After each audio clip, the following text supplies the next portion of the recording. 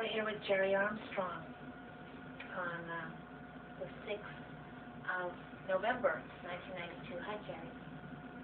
Thank you. Basically, what we're doing here is I want to find out a little bit about your Scientology experience, or more than a little bit, as much as we can, starting from when you got involved. Okay. So, tell me about that. Got involved in 1969 in Vancouver, British Columbia, Canada. And it's a year and a half. How old were you then? 22. Spent about a year and a half in Vancouver. Worked in the local franchise, Scientology Little Mountain. And then in the beginning of 71, went off to save the world. Joined the Sea Org, flew to LA, and was signed my Sea Org contract at what was USLO, and then was on board the Bolivar station ship down, not exactly sure where it was. Pedro, yeah. Nice. And then I love the Bolivar. and then by mid-February 71 was flown to New York, Madrid, took a train down to Algeciras, across by ferry to Tangier, and there sitting in the Tangier harbor was the Apollo. And I stayed on board except for brief missions off the ship, or sometimes I would go ashore for brief periods, but was on board until the fall of 1975. We were in those years in Portugal, Morocco, Spain, and the little Atlantic islands, Madeira, and the Canaries, and then we made a circuit through the Caribbean islands, Bermuda, Bahamas, Jamaica, Trinidad, Barbados, Netherlands, Antilles. Sounds like a beach boy father.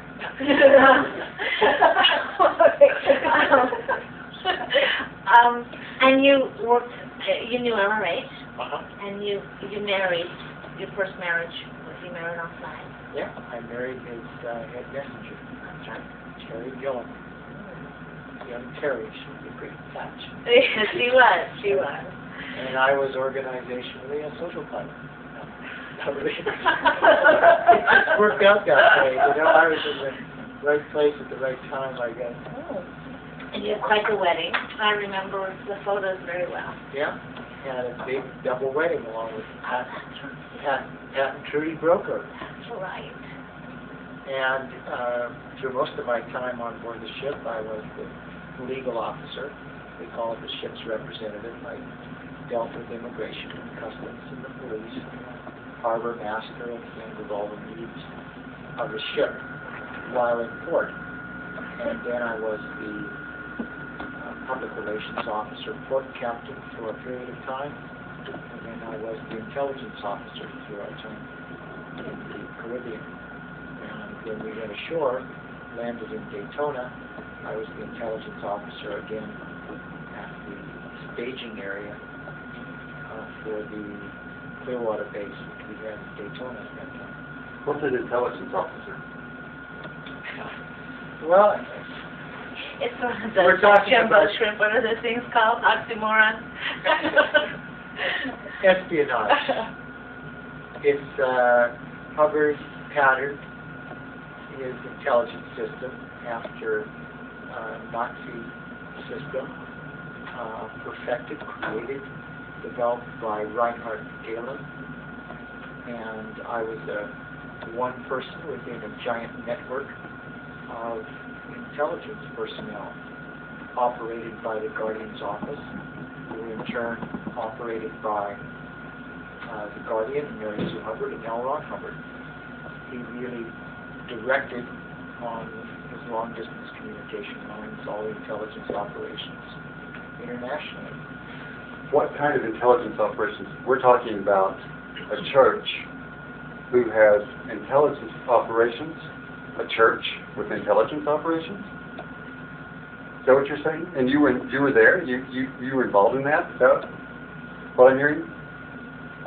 Right now I have a different perspective, of course, and I don't consider Scientology by any definition a church, other than the fact that they have edifices, buildings, which could, if the activities therein were to change, could be churches. But the organization itself is not a church.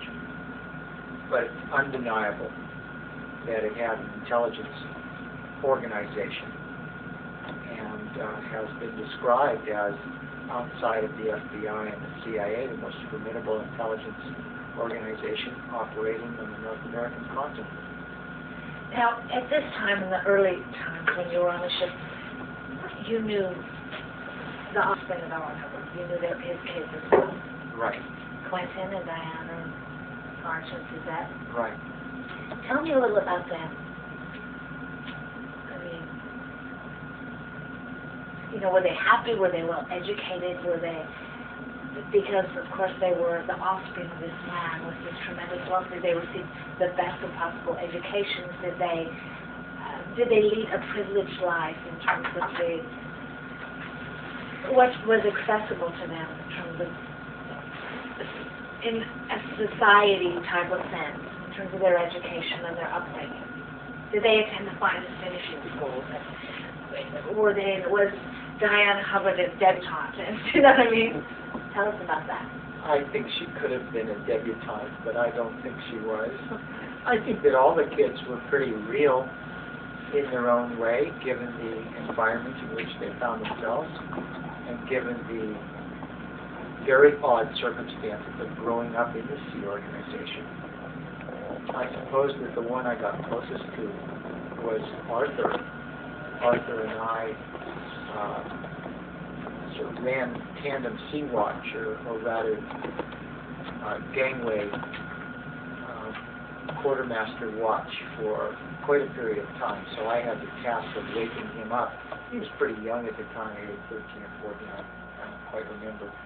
But it was always difficult waking him up, and he would pull rank a little bit in that he didn't want to make too much noise waking him up in his cabin. And there was always the threat that if you did anything out of line at all, the Son of Ron. Son of Source. My son of Source. But all of them, I was on Diana's sea watch, and she was a good conning officer. And I think that all of the kids were intelligent, and I think that they were all decent, good people. Happy, unhappy? I think both. Yeah, happy at times, unhappy at times. Sort of normal. Pretty normal. And Quentin? Quentin, I think much the same thing. He probably was the oddest of the lot relative to the Sea Org experience. But we got along fine. I always found him to be perhaps the most understanding in a way. You know, almost as if he had, sensitive, compassionate, you know, and didn't pull rank and wasn't threatening in any way. So then you were at Daytona when the base originally moved there. Uh-huh. And from that point?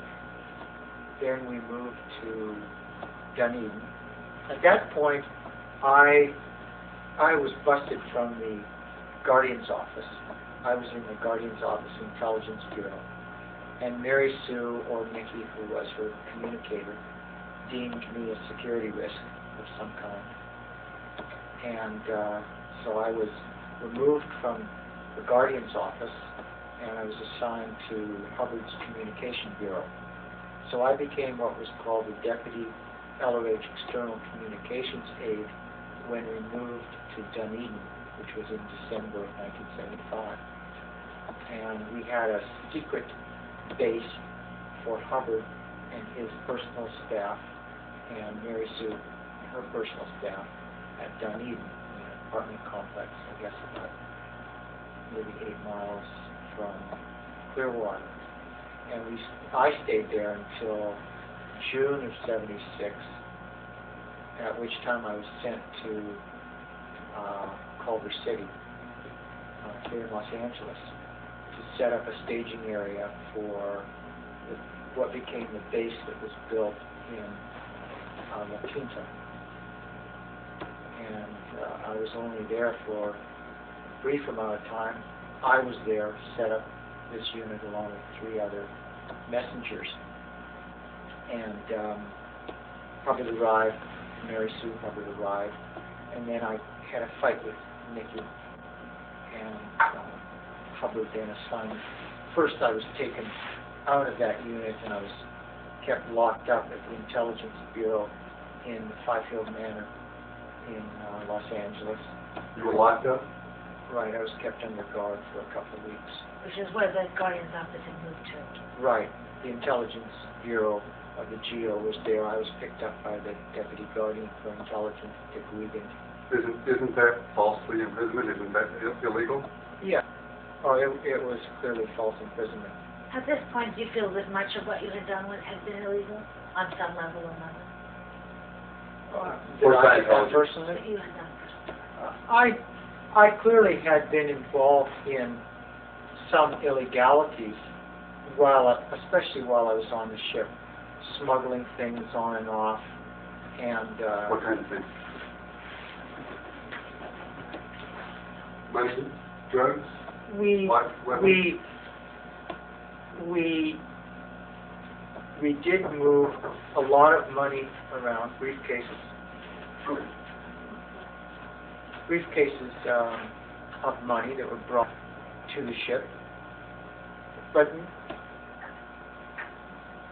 booze, cigarettes, that sort of stuff taken off the ship and run through customs, and other things that were just done sort of borderline activities. But I was willing to do those sorts of things at that time, and I considered that I was doing it was the greatest good for the greatest number. When you were working in intelligence, were you involved with any dirty tricks, quote unquote, against other Scientologists or other staff members? I was aware of dirty tricks against staff members, and I was aware of the way the Guardian's Office Intelligence Bureau worked to some degree, because I had a lot of the policies. I had the Guardian's Office Intelligence hat, the Intelligence Manual, which trained people to lie and steal and create false identities and harass the enemy. Why would a church need to do that? Well, a church doesn't need to do that, but Scientology is not a church. Why would Scientology feel the need to be involved in that type of activity? Because Hubbard was afraid, and his idea on dealing with enemies was to attack them. And one of the ways that he attacked them was through covert means. Why would a man as great as Hubbard, who had the technology to save the world, have to fear anyone? Well, he didn't have the technology to save the world. And he simply had fear. Because he had fear, he was never able to triumph over his fear. So he put his trust in attacking people as opposed to doing the rational things in life. And he also had reason to fear because he had falsified his credentials. He had lied about his life, and he was afraid of being exposed. And he had also lied and cheated for many years. And he knew that there were people around who knew what he really was. Now, how did you come to find that? Can I ask one question? Answer that, but let's answer this one first because it got me really interested. If Scientology could do what it says it could do, would you still be in it? If it had the technology to do what it says, would you still be there today? And in answering that question, you'd have to, if you assume that if it could do what it says it could do, it would have a different form from what it is, then the answer might be yes. But both things would have to be true. It would have to deliver, and it would have to be different from its present form, or from the form which I came to know and understand. Thanks. That's what I wanted to do. Go ahead, thank you. How did you find out? How did you come to know that, in fact, Hubbard had fabricated his credentials, had, in fact, developed this tremendous fear that he had of being found out, had this paranoia?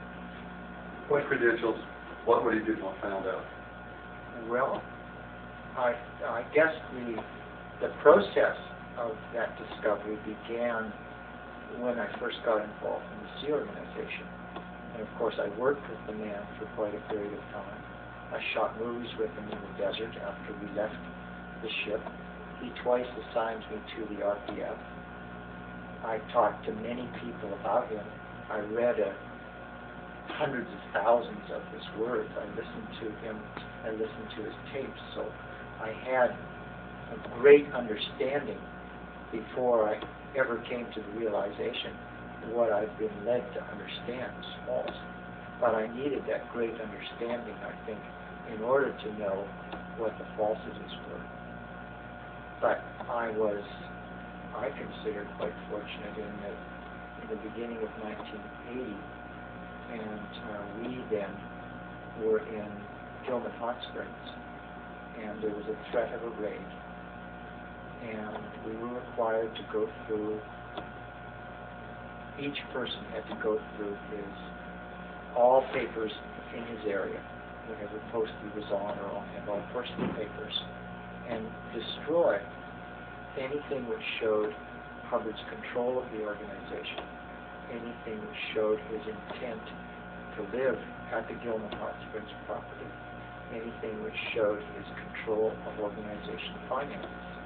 So that in January of 80, isn't that when, as far as the rest of the staff at the other organizations do, L. Ron Hubbard went off the line, so to speak, January of 80, and he was like, did he in fact go off the line, or was it just made to look like he went off the line at that point? Because that's what you're saying, if I'm following you correctly. You know, there was this perception that he was now gone and had cut ties to the actual on-hands running of the organization. Well, part of that is true. There had been a gradual decrease, I would say, of his hands-on involvement. But even though he left from the location that he was at in the beginning of 1980, he continued to run the organization. He just continued to run through a different conduit. Now, so you went through the papers within your specific area. Was this prior to your being assigned to the biography project? No, this is what the biography project came out of. Because in the process of going through my things, I was at that time responsible for the household unit at the Gilman Hot Springs property. One of my juniors was responsible for all of L. Ron Hubbard's stuff, his personal effects, which were stored at the Gilman property. She came to me with a box of very old materials, very old papers, and asked if they should be shredded. And I looked through this stuff and saw that it all predated Dianetics, so thought it should be no risk whatsoever. It has nothing to do with his running the organization. So I also saw that it had great historical value. And when we then began to look over inventories and began to go through this stuff, we uncovered some 20 boxes of similar material. And I knew that this stuff could form the basis for a library and was incredibly valuable for its history, and just as original documents, and that it would form the basis for biography. So it was at that time that I petitioned Hubbard to be able to collect this stuff up, to preserve it, and to contract with an outside writer to do the biography. He approved the petition in January 80, and then we communicated another couple of times before I then did not have what was that direct comm line to him, communication line, and we could then no longer admit to a communication line to him. It still was there, but we could not use it for fear of civil litigants or the government then being able to subpoena him. Because he was under a lot of legal threat, Right. domestically at that time. Right. Why would L. Ron Hubbard be under legal threat? Because he controlled the organization. What's wrong with that? And because the organization was involved in criminal and tortious activities. I think additionally the church was also under tremendous legal stress in terms of people who were filing suit against the church now for fraud. There were attempts made to name L. Ron Hubbard as suit to actually serve him and subpoena him, which is when he sort of poof, Right. disappeared. So he disappeared, he ran and hid. Right. So hiding is pretty down the tone scale. So I hear, honey. But that's what the great L. Ron Hubbard was doing. That's what you were there, and that's what you saw. Yeah, I mean, he did hide. And I'm not trying. It's just very difficult. The reason I'm saying this is it's very difficult for somebody who's in Scientology to conceive that the great L. Ron Hubbard, whom they've never met but have only heard these wonderful things about, to even perceive or comprehend that this might have occurred with this man. How could this man be human? He's not human. He was L. Ron Hubbard. And so the reason that we're doing this interview is so that other people can know. It's very easy for a non-Scientologist to understand those things. It's very difficult for a Scientologist because Scientologists don't get the type of information that non-Scientologists get. And yet you were there, you knew him, you worked with him for probably 15 years or so. I was in the Sierra for 11 years. And Gerry, backing up a bit, you saw him as a fallible human being, am I correct? Yeah. I mean, he had had illnesses, Right. a great many illnesses, a few illnesses.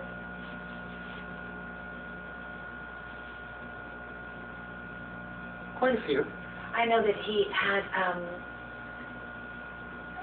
these horrendous allergies, which when we refer to them, we would be heavily reprimanded and corrected and told that they were not allergies, they were sensitivities. And, you know, there was a brilliant way of sort of smoothing over things. And Right. He continued to wear clothes when he was stark naked. Right. yes. Yeah. Yes, of course. Yeah. And we all did that in our own mind, and we all stopped ourselves from thinking critical thoughts of L. Ron Hubbard. We really didn't do him much of a favor because he really was human in every way. Do you feel that the mindset of the group, of all of the adoration that Alan Hubbard received, contributed to his delusion? Or do you feel that he imposed a delusion upon the group? Or do you think it's kind of 50-50? There's no doubt that he was in control, and we did not control L. Ron Hubbard. And although he could have become the effect of his own lust for control and his own greed and his own avarice, so he created his sycophants. And the effect often of what you create may not be that pleasant. So he did create his own prison.